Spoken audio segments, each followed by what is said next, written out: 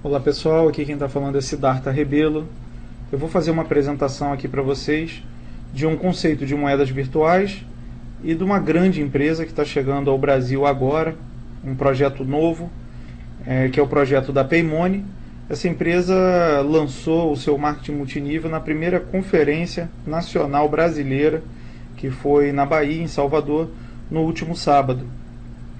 Então, a partir de agora por diante, a gente vai ouvir falar muito da empresa Paymoney, a gente vai ouvir falar muito de Bitcoin, vai ouvir falar muito de moedas virtuais. Na verdade, já tem um burburinho, um zum aí muito forte aí na internet em relação a essa nova tendência, que agora já não é nem mais uma tendência, já é uma realidade. Até no decorrer aqui da apresentação vocês vão ver o que está acontecendo, qual a importância da moeda virtual. Com certeza, sim, vale a pena vocês prestarem bastante atenção nos próximos minutos, porque vocês vão conhecer algo inédito. Eu já trabalho com marketing multinível há algum tempo e eu confesso que eu estou extremamente empolgado, extremamente absurdado com esse novo negócio, porque a gente vai tratar de um conceito de liberdade para a gente poder trabalhar. Aqui a gente vai ter uma distribuição de renda bacana e a gente vai ter um produto bacana para trabalhar também. Então vale muito a pena a gente estar prestando atenção. Indo direto aqui ao assunto, Bitcoin, moeda virtual. Falando um pouco da composição desse negócio, o Bitcoin ele surgiu no auge da crise financeira, em novembro de 2008. Não sei se todos se recordam, mas em 2008 teve uma bolha que estourou nos Estados Unidos, onde teve um problema muito sério na parte imobiliária. Houve uma crise, uma bolha imobiliária que explodiu, enfim, e o país estava em profunda dificuldade financeira. Isso mexeu com dólar, mexeu com bolsa de valores, desestruturou meio que o país. E bem nesse auge ali, um programador ou um grupo de programadores, conhecidos apenas como Satoshi Nakamoto. Na verdade isso é um codinome, parece até que é um japonês aí que desenvolveu esse código dessa moeda, mas na verdade não se sabe se foi uma pessoa, um grupo de pessoas, não sabe se foi um grupo de empresários, um governo, enfim, tem esse codinome. Ele lançou um projeto acadêmico definindo ele como um novo sistema de dinheiro eletrônico, uma nova forma de negociar e de comercializar valores, ok? Ainda falando do Bitcoin, desse novo conceito das moedas do futuro, que na verdade hoje elas já se fazem presentes no nosso dia a dia. A gente hoje já tem grandes empresas e corporações aceitando as moedas virtuais. Existem algo em torno de 50 moedas hoje, 50 tipos de moedas no país. E essas moedas do futuro, melhor dizendo, do presente, elas vêm despertando o interesse de grandes investidores, como o Google e o Facebook. Até mesmo o governo dos Estados Unidos vem tentando, de alguma forma, regulamentar essas moedas virtuais. O Google, recentemente, ele lançou aí no mercado 80 milhões de moedas, ok? O Facebook, para quem acompanha a história do Facebook, a fundação, aqueles gêmeos, os irmãos lá do Facebook, eles hoje detêm 11 milhões de moedas virtuais. Inclusive eles estão tentando colocar essas moedas virtuais como a moeda oficial de um país, estão investindo pesado nisso, e o governo dos Estados Unidos eles vem tentando de alguma forma regulamentar, até porque nas últimas eleições de governo já foi aceito moedas virtuais como verba de campanha. Então assim, os americanos já perceberam que não tem muito como voltar. E o simples fato do Google e do Facebook estar entrando nesse negócio, eles estarem querendo participar desse negócio, significa que não tem como voltar, que o negócio é bom e não vai ter como retroagir não. Ok? Especula-se em várias linhas para justificar a impressionante alta do valor da moeda em 2013. Durante o mês de janeiro, cada moeda chegou a valer por volta de 13 dólares, chegando hoje à marca de $1.000 em novembro, ou seja, de janeiro a novembro essa moeda saiu de 13 dólares a $1.000. Dando um parecer, na verdade, quando essa moeda foi criada, o valor dela era 5 cents, né? Em 2008, 2009. Não tinha muito valor, era uma moeda que ficava meio que na mão dos hackers, e eles presenteavam um ao outro, quando um dava uma dica de programação um para o outro, não tinha valor nenhum. Quando essa moeda chegou a valer 13 dólares, isso foi para eles uma coisa maravilhosa, fantástica. Eles deram cambalhota de alegria, fizeram festa. Só que o que acontece?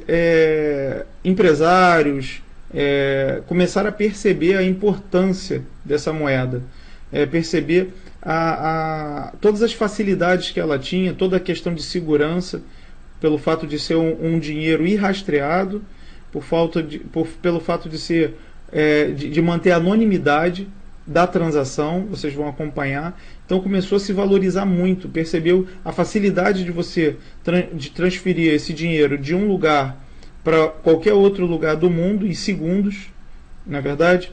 Então assim, realmente a coisa começou a valorizar muito, ok? Aqui tem alguns exemplos, né, já dessa moeda. Isso são exemplos recentes. Aqui exemplos do mês 10, mês 11, agora de 2013. No Canadá, aqui foi lançado o primeiro caixa eletrônico de Bitcoin no mundo. Foi aberto no Canadá, isso já tem em outros países, já abriu também, até numa cafeteria. Casa de 1 milhão no Canadá também é vendido por Bitcoins. Aqui tem um jovem que ele descobriu que os 27 Bitcoins que ele comprou há 4 anos agora valiam 1 milhão de dólares. Ou seja, ele virou milionário, tendo investido lá naquela época que a moeda não tinha valor nenhum, 27 dólares. Então, assim, realmente são números impressionantes. Aqui a gente poderia acrescentar também o Subway. O Subway, recentemente, nos Estados Unidos, ele passou a aceitar Bitcoin. Universidades no Chipre e em outros países começaram a aceitar pagamento das matrículas e o pagamento das mensalidades das universidades em Bitcoin. A cervejaria Heineken, essa semana, lançou aí uma campanha: beba cerveja real e pague com moeda virtual. É a nossa visão de futuro. Então a Heineken aderiu, enfim, e a cada dia, aqui no Brasil, a editora Abril lançou recentemente também, abriu toda a parte de comércio dela para o Bitcoin. Ela agora aceita Bitcoin também. Enfim, isso é a realidade do momento. Falando aqui do dinheiro virtual, né? As moedas criptografadas são moedas virtuais vinda do processamento de computadores, e ela funciona em rede de pagamento P2P ou P2P, ou seja, pessoa a pessoa. Trata-se de descentralização, não tem um intermediário, no caso o banco, o governo, que está sempre no meio das nossas relações comerciais de compra e venda. Nesse caso não existem. O nosso dinheiro sai do José para o Joaquim, vem do Siddhartha para você que está aí do outro lado da tela me ouvindo nesse momento. Ou seja, nós negociamos de forma direta, sem intervenção governamental ou de impostos, enfim, de nada. Nós não dependemos dos centralizadores para poder negociar. Esse é o barato dessa moeda, essa é a grande sacada dessa moeda virtual, que não tem mais retorno, gente. Isso daí trata-se de um fato, é algo que já está acontecendo mesmo, ok? Rede P2P, dando uma justificativa aqui, uma ilustração também, ela permite a troca de valores de pessoa para pessoa sem intermediários como os bancos. Aqui tem a rede descentralizada, que é essa rede P2P, e tem um exemplo aqui de uma rede centralizada, que é o que a gente vive hoje em dia. Tem você, o banco e a loja, ou seja, sempre que você quer comprar alguma coisa ou pagar alguma coisa, tem o banco ali no meio. Se tem o banco além de estar cobrando taxas, tarifas por esse dinheiro, porque o dinheiro é vendido de forma muito cara para nós, ele também está informando para o governo estar superfaturando aí. A gente vê o preço de um carro aqui no Brasil e o preço de um carro nos Estados Unidos. A gente vê o preço de uma série de produtos que a gente mesmo fabrica aqui, combustível, a gente está pagando 45% de imposto. Então, assim, realmente é muito complicado. E quando essa moeda foi desenvolvida, quando esse projeto, quando esse trabalho foi desenvolvido, a ideia era a gente sair da mão do governo mesmo. Entendeu? Então, assim, isso é simplesmente fantástico. Ok? Como funciona? Eu preciso ter uma conta em banco ou cartão de crédito para criar uma conta? Na verdade, não. Aqui tem um exemplo de uma carteira. Vamos imaginar a nossa carteira de dinheiro e vamos pensar numa carteira digital. né? Basta criar sua conta e baixar o programa. Você pode ter uma ou mais carteiras com o seu saldo, histórico de transações e seus parceiros de rede, ou seja, todas as negociações elas vão ficar registradas ali. As minhas moedas virtuais saíram da minha carteira, foram para a sua carteira, da sua carteira foram para a carteira de outra pessoa, e todo esse registro, tudo isso vai ficar sendo registrado pela rede, ok? Ainda em como funciona, como eu consigo moedas então? Para a gente acumular moedas virtuais, seja ela bitcoins, litecoins, e-money, que é a moeda própria da empresa Paymoney, essa empresa que a gente está desenvolvendo esse trabalho fantástico, esse trabalho de marketing multinível com moedas virtuais. Gente, isso é inédito. A gente está pegando um conceito que era de futuro e já é de presente e está trazendo para a ferramenta mais fantástica que tem em termos de distribuição, em termos de capilaridade, que é o marketing multinível. O pessoa a pessoa, o marketing de boca, aonde tudo é passado muito rápido, tudo é distribuído de forma muito rápida, entendeu? Então, assim, o sucesso desse projeto é inevitável, não tem como controlar, como segurar. Então, assim, quem participou de outros marketing multinível, quem já tem uma intimidade, vai pegar esse projeto aqui e vai voar. E quem ainda não conhece o marketing multinível, quem ainda não trabalhou, com certeza vai ter um produto aqui maravilhoso para poder estar desenvolvendo. Para acumular moedas, você pode comprar e vender um serviço ou emprestar o processamento da sua máquina em troca de moedas, que é exatamente o que a gente faz aqui, exatamente o que a e-money quer da gente. A e-money quer a nossa máquina emprestada, ela quer alugar a nossa máquina para a gente estar minerando para ela, e mais à frente eu vou estar mostrando aqui para vocês exatamente como funciona esse negócio, ok? Se não há um banco central, quem gera as moedas então? Então vamos conversar aqui um pouco em como são feitas essas moedas, ok?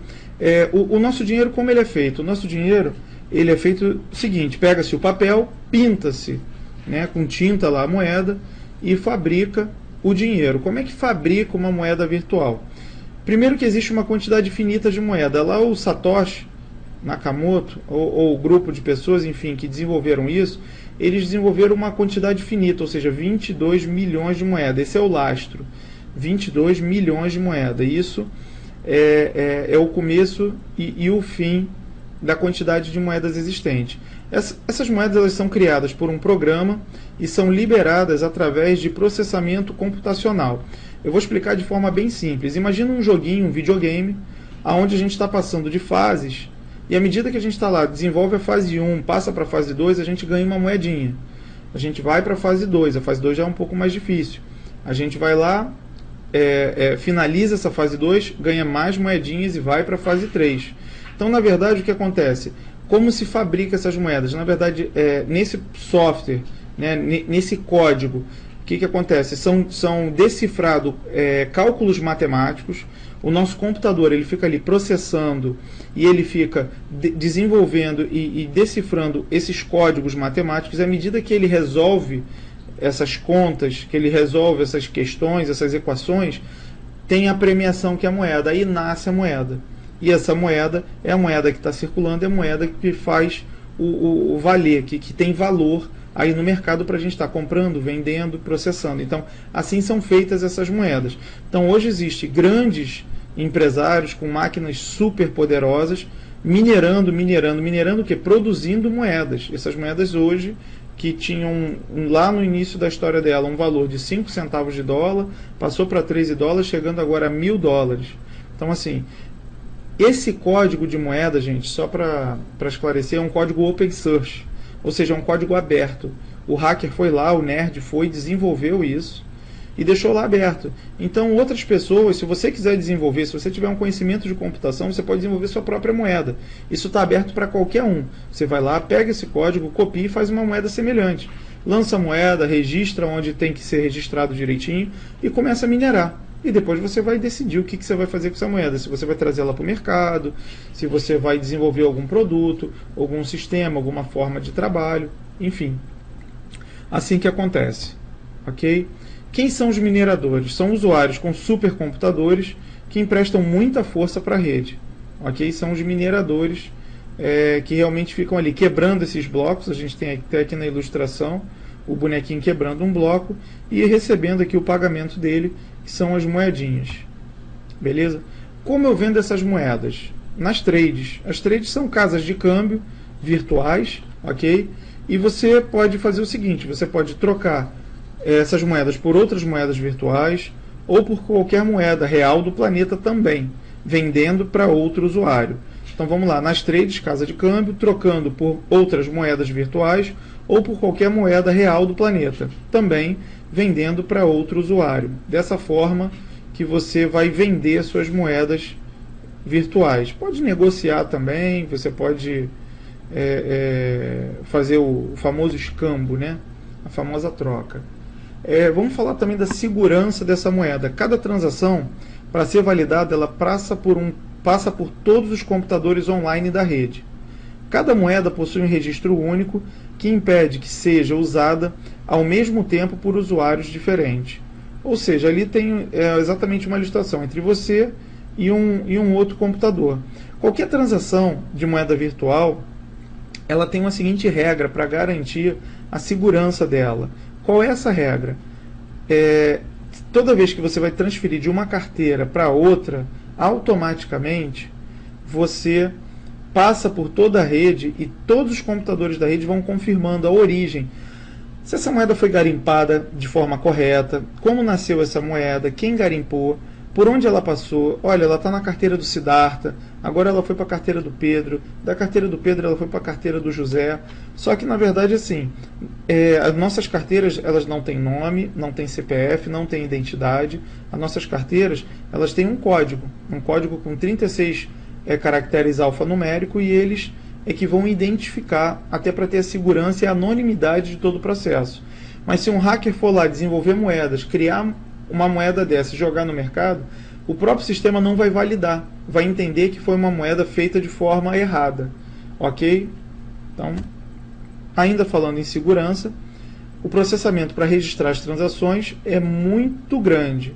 Um ataque é quase impossível, pois ele exigiria mais processamento do que todos os computadores da rede poderiam produzir. Então, assim, isso aqui só vem a reforçar esse conceito de segurança. Quando a gente fala que a gente não acredita que foi só uma pessoa que desenvolveu isso, provavelmente foi um grupo de nerds, de hackers, enfim, algum governo, alguém, porque o negócio é muito complexo, a segurança é realmente muito grande. Beleza, gente? Falando de privacidade, ok? As contas de moedas virtuais não possuem nome ou qualquer outro dado pessoal, por isso o usuário não pode ser identificado. A gente já vinha falando aí em termos da anonimidade, da segurança. Então, assim, simplesmente o dinheiro sai da minha carteira, vai para a carteira de outra pessoa e não existe um controle, não tem como o governo identificar, não tem como alguém se envolver nessa transação. Uma transação P2P, pessoa a pessoa. A gente está realmente livre para comercializar o que a gente quiser, da forma que a gente quiser, na hora que a gente quiser, ok? Ainda em privacidade, quando uma transação é feita, aqui eu tenho a chavinha, né? Como aparece, essa é a minha carteira, tá? Estou dando o exemplo aqui da minha carteira. Esse código aí, 67HGT e todos esses alfanuméricos aí. Quando a transação é feita, o que aparece publicamente é uma chave alfanumérica de 36 caracteres, que ela vai ser gerada sempre aleatoriamente. Beleza? Então, é essa chave para uma outra chave e fim de papo.